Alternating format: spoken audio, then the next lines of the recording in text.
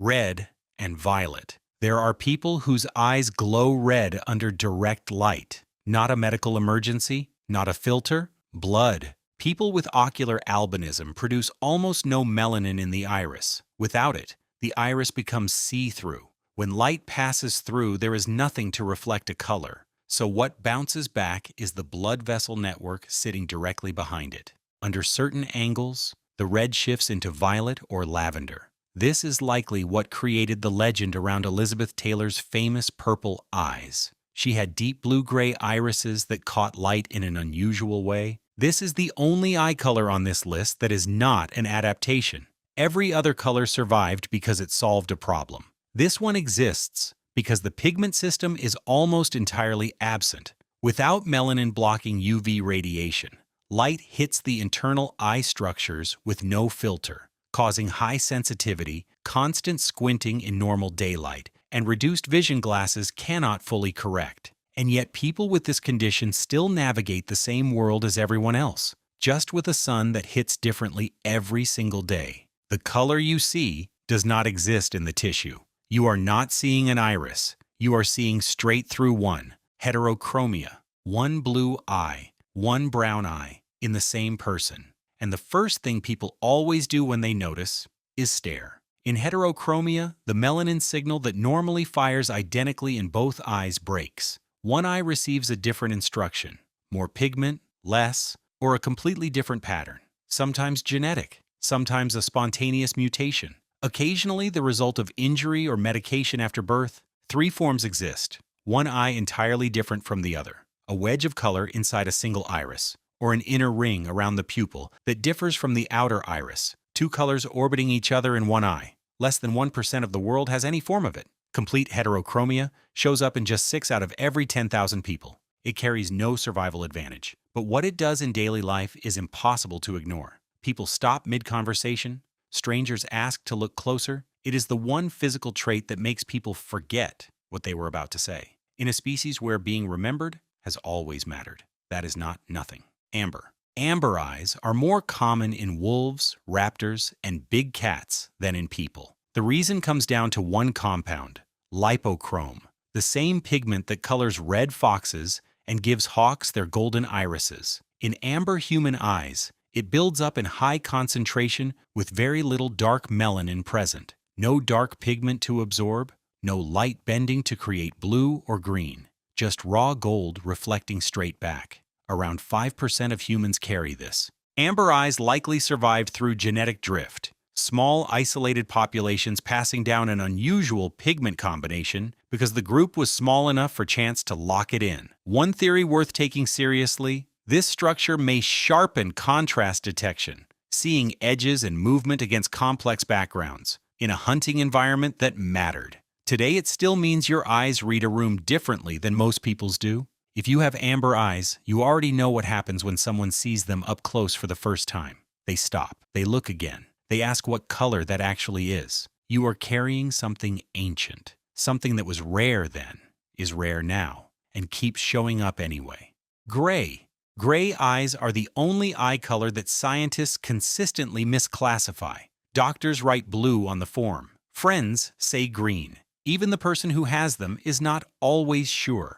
That confusion is built into the biology. Blue eyes scatter light back as blue. Gray eyes go further. Less melanin still, plus a high concentration of collagen fibers in the iris that dissolves light rather than scatters it. The result is that flat, silver quality that shifts between blue, green, and silver, depending on what surrounds it. Even mirrors give different answers in different rooms. That level of pigment reduction points to the far north, regions with months of overcast sky and winters where UV is essentially zero. Dense melanin serves no purpose there, but sensitivity to subtle light shifts in near darkness. In a world where that determined survival that mattered, only around 3% of people have them, most in Norway, Iceland, Finland, the Baltics, and parts of Eastern Europe. If you have gray eyes, you have probably spent your whole life watching people try to decide what color they are. That uncertainty is not a flaw. It is exactly what made them. Here is something almost nobody knows. Every single human eye, brown, blue, green, gray, amber, has the exact same structure underneath.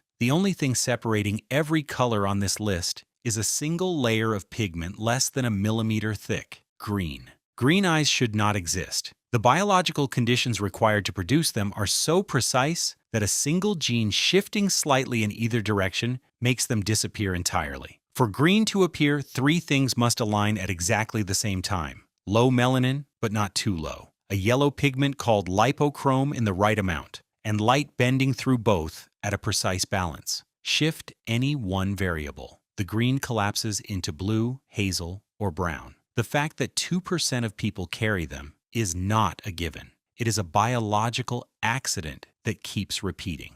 That combination placed green eyes in a functional middle ground: enough melanin for UV protection, enough light sensitivity for dimmer environments. In the mixed climate zones of early Europe, that balance worked. Then rarity became the second engine. Unusual traits attract attention. Attention drives mate choice. That dynamic did not end thousands of years ago. It is still happening today every time someone across a table asks what color your eyes actually are. Nobody is born with green eyes. Most start with blue or gray irises. The color builds slowly across the first 2 years. The rarest eye color on Earth shows up late, then never lets anyone forget it arrived: hazel. If you have hazel eyes, you have looked at a form, brown, blue, green, and had no idea what to write. That is not confusion. That is physics. The iris carries melanin distributed unevenly across multiple layers. When light enters from a different angle, overhead sun, indoor lighting, light off a colored wall, it hits a different concentration each time and reflects back differently. The eye is not changing. The light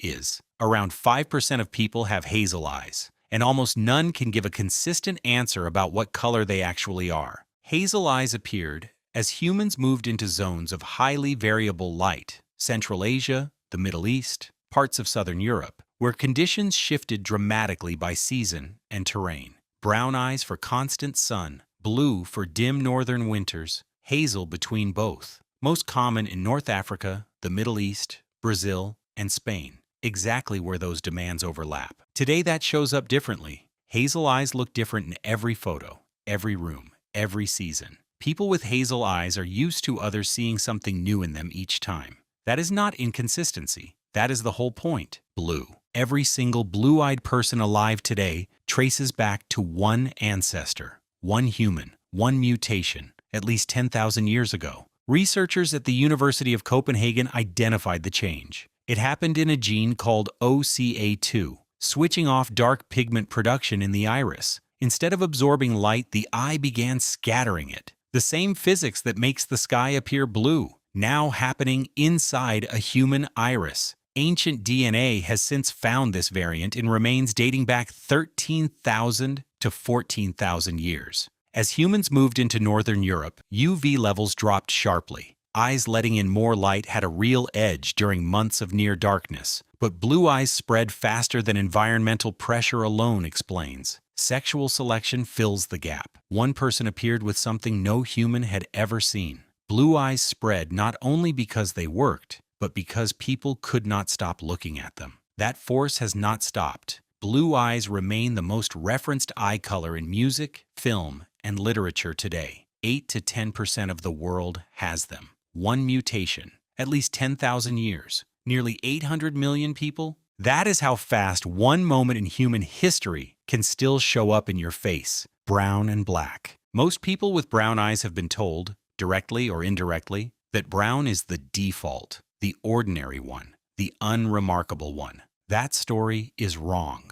Originally, every human on Earth had brown eyes. Every other color on this list is a mutation away from this one. Brown is not common because it is unremarkable. It is common because it has been solving a critical problem for 200,000 years. Melanin floods the iris of every brown-eyed person, absorbing UV radiation before it reaches the retina, the lens, and the optic nerve. Under the equatorial sun where humans evolved, that was the difference between functional vision across a lifetime and damage that could get you killed. Brown-eyed people still show lower rates of UV-related eye disease today. The melanin is still working, right now, every time you step outside. At the far end sits black eyes, brown eyes with melanin at full capacity. So much pigment that virtually no light escapes back. Most common in East Asia, Southeast Asia, and Sub-Saharan Africa, the populations with the longest history under intense UV. If you shone an intense enough light through a brown iris, you would see blue underneath. The underlying structure is identical in every human eye. Brown eyes are not a different kind of eye. They are the original, the full system, the one everything else moved away from, still switched on. Your eye color is a map. Brown and black mark where humans began, under a sun that punished anything unprotected. Blue traces one mutation that spread across a continent because people could not look away. Green held on because it was rare enough to be sought and functional enough to survive. Gray tells you how far north a bloodline pushed into months of darkness. Amber survived in small populations, carrying a pigment more common in predators than in people. Red and violet show you what the eye looks like when the pigment system is almost entirely gone. Heterochromia is what happens when two eyes in the same face receive different answers to the same genetic question. Two forces drove all of it,